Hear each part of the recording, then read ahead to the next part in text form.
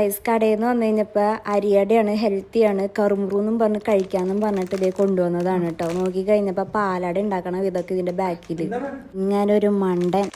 ചാച്ചാ ഇതെന്ത് സംഭവം? ഇതെന്തിനാ വാങ്ങിയ നീ? തിന്നാൻ.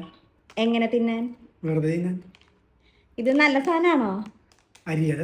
ആ എന്തുദ്ദേശത്തിലാ വാങ്ങിയേ? അല്ല നീ ഇത് എന്തുദ്ദേശത്തിലാ വാങ്ങിയേ? ചുമ്മാ കുറിക്കാൻ. ചുമ്മാ കുറിക്കാൻ ഇങ്ങനെ ഇങ്ങനെ കടിച്ചു തിന്നാൻ, അതിനാണ് ഇത് വാങ്ങിയത്.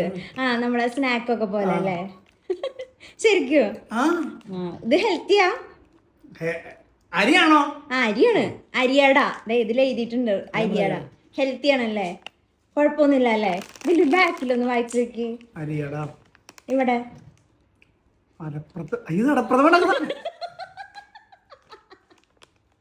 എന്റെ ദൈവമേ ഗൈസ്, അരിയടയാന്നും പറഞ്ഞിട്ട് ഹെൽത്തിയാണ് പിള്ളേർക്ക് കൊടുക്കാന്നും പറഞ്ഞിട്ട് വാങ്ങിക്കൊണ്ടുവന്നതാ. ഇതിന്റെ ബാക്കിൽ ഇതേ അടപ്രഥമൻ ഉണ്ടാക്കാനുള്ള തയ്യാറാക്കുന്ന വിധം. ഇവിടത്തെ അടപ്രഥമന്റെ അട എങ്ങനെയായിരിക്കും?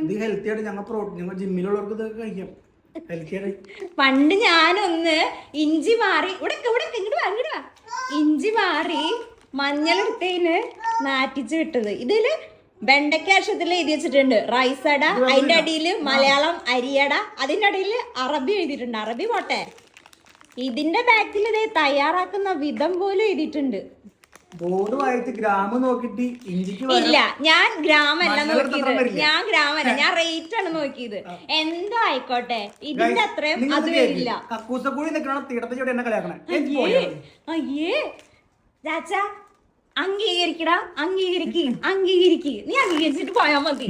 ഇതില് നീ അല്ല അരിയട, ഇത് സ്നാക്ക് ആയിട്ട് യൂസ് ചെയ്യാന്നാ നീ പറഞ്ഞത്.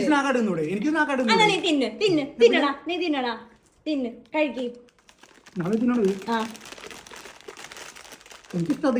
കഴിക്ക്. എന്തിനാ എക്സ്പ്രഷൻ മാറണേ? എന്റെ മോനെ, നിന്റെ പപ്പയുടെ മണ്ടത്തരങ്ങളാണ് ഇതൊക്കെ. ഇതൊന്നും തിന്നല്ലേ, പായസം ഉണ്ടാക്കി തരാമ്മ. ആ നമ്മുടെ വെഡിങ് ആനിവേഴ്സറി പായസമൊക്കെ അയ്യോ, വീണോടത്ത് കിടന്നു വരണ, വീണോടത്ത് കിടന്നു വരണ കളിക്കല്ലേ? വീണോടത്ത് കിടന്നു വരല. നിന്നെ കഴിഞ്ഞിട്ട് വേറെ